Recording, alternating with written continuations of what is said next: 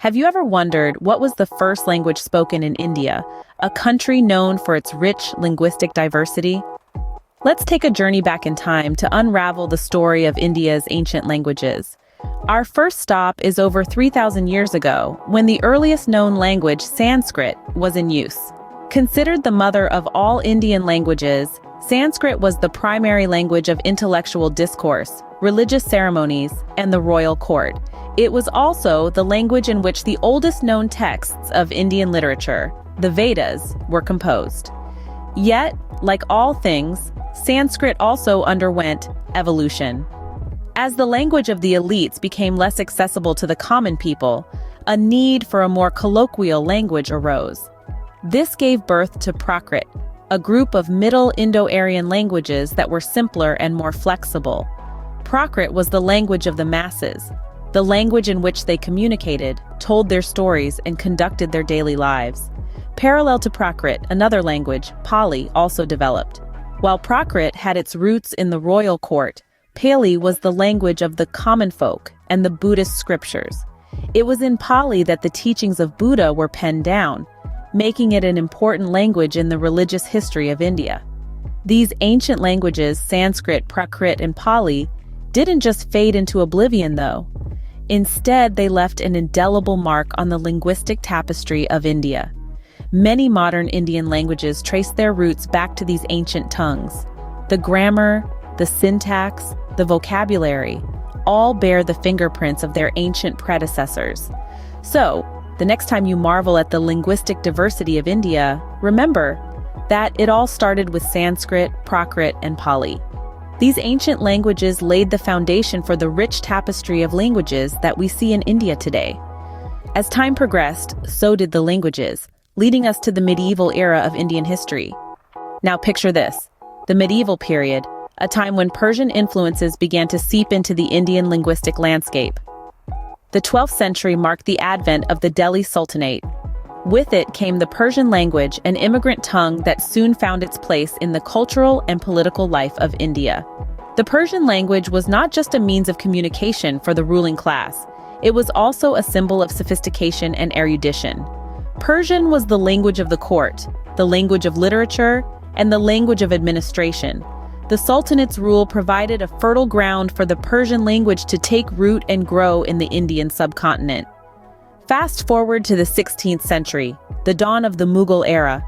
The Mughals, of Turco-Mongol origin, had a deep affinity for Persian culture and language. They further consolidated the use of Persian in the Indian subcontinent, making it the official language of their vast empire. Persian was used in the court, in administration, and even in the arts. This period saw a proliferation of Persian literature, including poetry, philosophy, and history, which greatly enriched the cultural milieu of India. During this time, a new language began to emerge. Known as Hindustani, it was a unique blend of the Persian language and various Indian tongues. Hindustani was influenced by the grammar of Indian languages, while borrowing its vocabulary largely from Persian and Arabic. This fusion language reflected the cultural syncretism of the period, embodying the melding of Persian and Indian cultures under the Mughal rule. Despite the decline of the Mughal Empire, the Persian language left a lasting legacy on the Indian linguistic landscape. Many words of Persian origin found their way into modern Indian languages, including Hindi and Urdu. Even today, the echoes of the Persian language can be heard in the everyday speech of millions of Indians. The Persian influence was profound, but another language was on the horizon, ready to leave its mark. So, how did English, a language from a distant island nation, find its way to the Indian subcontinent? The answer lies in the pages of history, specifically the period of British colonization of India. The English language arrived on Indian shores with the East India Company in the early 17th century.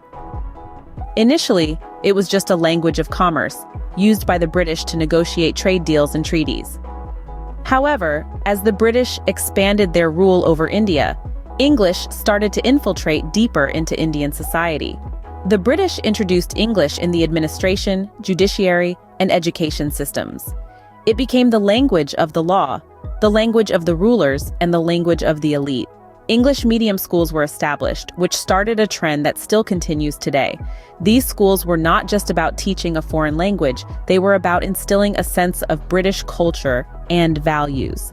English became a symbol of status and modern education. Those who could speak English were seen as educated and sophisticated, a perception that has its roots in the colonial mindset. The British, intentionally or not, created a class of Indians who were Indian in blood and color, but English in taste, in opinions, in morals, and in intellect, as Lord Macaulay, a British statesman, famously proclaimed. But it was not just a one-way influence. Just as the British influenced India, India influenced the English language. Words like bungalow, jungle, guru, and yoga found their way into the English vocabulary, a testament to the cultural exchange that took place. When India gained independence in 1947, the British left, but the English language remained. It had become an integral part of Indian society, deeply entrenched in its education, administration, and law. The British left, but English remained, and it paved the way for the emergence of a language that is quintessentially Indian. In a country with hundreds of languages, how did Hindi rise to the status of the official language? Let's delve into the fascinating tale of Hindi, a language that emerged from the depths of Hindustani, a vernacular language that was a blend of Persian, Arabic, and local dialects. The language of Hindustani underwent significant transformation during the British rule, with Urdu and Hindi emerging as its two distinct variants. Urdu, with its heavy Persian and Arabic influence, was primarily used by Muslims, while Hindi, enriched with Sanskrit words, became the language of Hindus. Post-independence, a newly sovereign India faced the mammoth task of uniting diverse linguistic groups under a single banner. In 1949, the Constituent Assembly of India declared Hindi in the Devanagari script as the official language of the Indian Union. This decision, however, wasn't without controversy.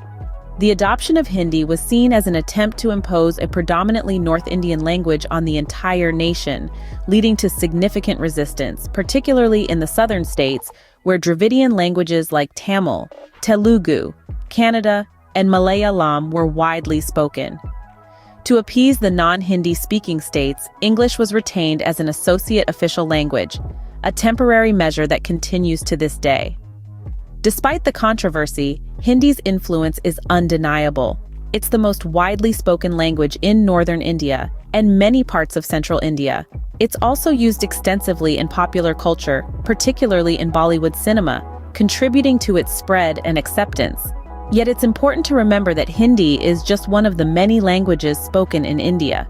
Each state, each region, has its own distinct language, its own unique dialect, reflecting the rich tapestry of Indian culture. From the ancient Sanskrit to the modern Hindi, the journey of Indian languages is a testament to India's rich and diverse cultural heritage. Every language has a story to tell, and in India, there are hundreds of such stories waiting to be told.